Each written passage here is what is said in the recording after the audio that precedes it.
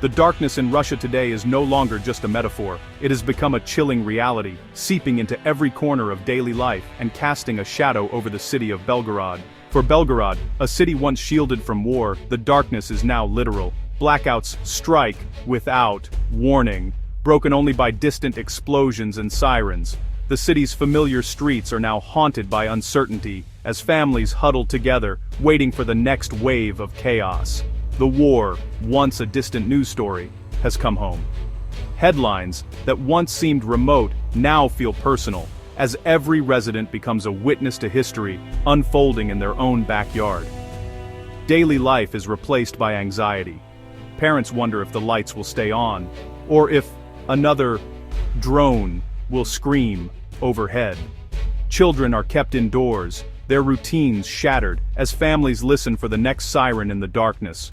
Belgorod, a key logistics hub, is now a primary target. Its railways and factories, once symbols of progress, have become strategic vulnerabilities, drawing the attention of those who wish to cripple the city's lifeblood. The illusion of safety is gone. Civilians now live the war. Every day brings new risks, and the line between front and rear has all but vanished. On September 28, 2025, a missile strike crippled the city's main power plant, leaving over 77,000 without electricity. The attack was swift and devastating, plunging entire neighborhoods into darkness within minutes. This was no minor outage, it was a calculated blow to the region's energy grid. Repairs are slow, and the threat of further attacks looms over every effort to restore power. For the first time, a major Russian city experienced the kind of blackouts common in Ukraine. The tables have turned, and the sense of invulnerability has vanished. The message, no one is safe, and daily life is fragile. Supermarket shelves grow empty, and people wait in long lines, hoping for supplies that may never come. Local authorities, once confident, are now powerless, unable to provide even basic necessities. Their reassurances ring hollow as the crisis deepens. Residents are told to buy generators, but with fuel shortages, it's a hollow suggestion. Even those who can afford them find it nearly impossible to keep them running. The sense of abandonment grows as the state fails to keep the lights on. Protests simmer in the darkness, and neighbors gather by candlelight, sharing stories and fears. In the darkness, resentment is taking root. As the city waits for dawn, uncertainty and anger fill the void left by the light. The chaos erupting in Russian border cities is no accident. It's the result of a calculated and determined campaign by Ukraine, one that's been building for months. These attacks are Ukraine's direct response to years of relentless Russian strikes on its own infrastructure. Power plants, bridges, and entire neighborhoods reduced to rubble. President Zelensky has made it clear, if Russia plunges Ukraine into darkness, Ukraine will do the same to Russia. This is a message not just to Moscow, but to the world. Ukrainian drone technology has advanced rapidly, filling Belgorod's skies with swarms of darts drones, each carrying a small but powerful warhead. These drones are now a symbol of Ukraine's ingenuity and resolve. In September 2025, alone, over 4,000 drone attacks struck Russian territory, a staggering fourfold increase since the year's start. No region near the border feels truly safe anymore. These aren't just random nuisances, they're a sustained campaign designed to break Russia's logistics, disrupt supply lines, and sow fear among civilians and soldiers alike. Ukraine is also deploying long-range missiles to strike deep into Russian territory, targeting power plants and oil refineries. Each hit cripples Russia's war machine and its ability to sustain the conflict. The strategy is clear: make the war so painful and costly for Russia that continuing it becomes untenable, both for its leaders and its people. For 2 years, the war's devastation was mostly confined to Ukrainian soil. But that era is over. The front lines have shifted. Ukraine is now taking the fight directly to Russian soil, forcing Russia to confront the reality of war at home. This shatters the Kremlin's narrative of a special operation and exposes Russia's vulnerability to its own citizens and the world. For ordinary Russians, the line between battlefield and home front has vanished. The war is no longer distant, it's right outside their doors, changing daily life in ways they never imagined. The recent attacks have triggered a severe and widespread fuel crisis across Russia, sending shockwaves through daily life. Petrol stations stand empty, their pumps dry, and long queues of anxious drivers snake through city streets, hoping for a rare delivery. The sense of uncertainty grows with each passing day. Ukrainian strikes on refineries have created acute petrol and diesel shortages, stranding lorries on highways and leaving ordinary citizens in endless, exhausting fuel lines. The frustration is palpable as tempers flare and patience wears thin. The war economy is buckling under the pressure. Factories are forced to close, industrial sites are deserted, and shop shelves grow emptier by the week, deepening the sense of crisis. In Belgorod, residents are told to buy generators to cope with blackouts, but without fuel to run them, these machines are little more than expensive ornaments, offering no real relief. Families are left shivering in the cold and dark, huddled under blankets, relying on candles for light.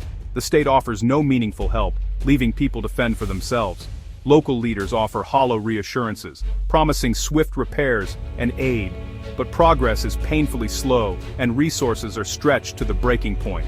Meanwhile, Moscow remains focused on the war effort, appearing indifferent to the suffering and hardship spreading through its own regions.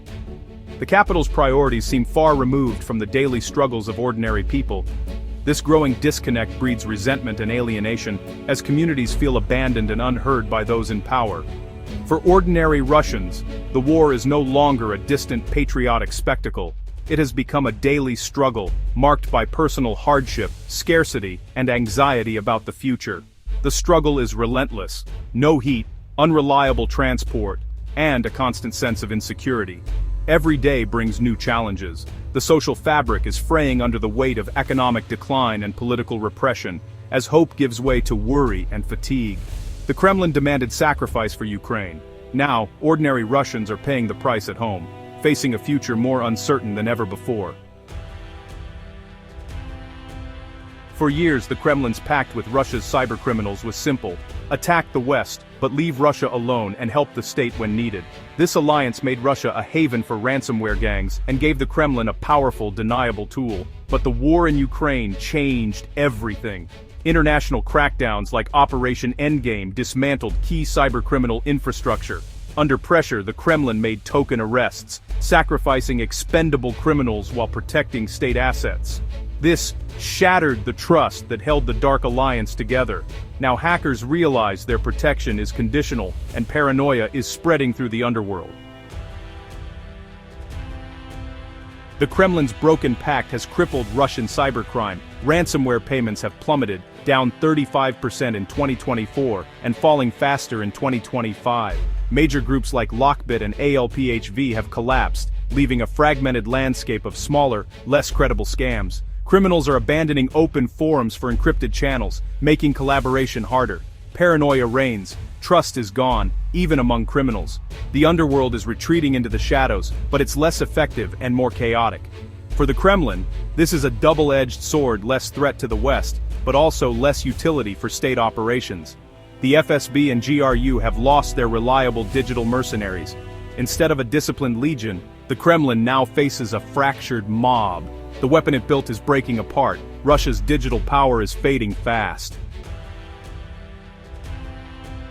Russia faces pressure from all sides as the world tightens the screws. The West, led by a volatile White House, has imposed new sanctions targeting Russian oil firms, worsening fuel shortages. New laws in the US, UK, Japan, and Australia ban ransom payments, starving cybercriminals of income. Offensive cyber authorities are now actively dismantling Russian criminal networks. The Kremlin tries to appease the West with selective arrests, while protecting its most valuable hackers as bargaining chips. This balancing act is failing. Military pressure, economic sanctions, and legal crackdowns are creating a perfect storm. Russia's alliances are fraying, its resources dwindling. The walls are closing in, and isolation is deepening. Russia's crises, war at home, and a collapsing digital underworld are feeding each other.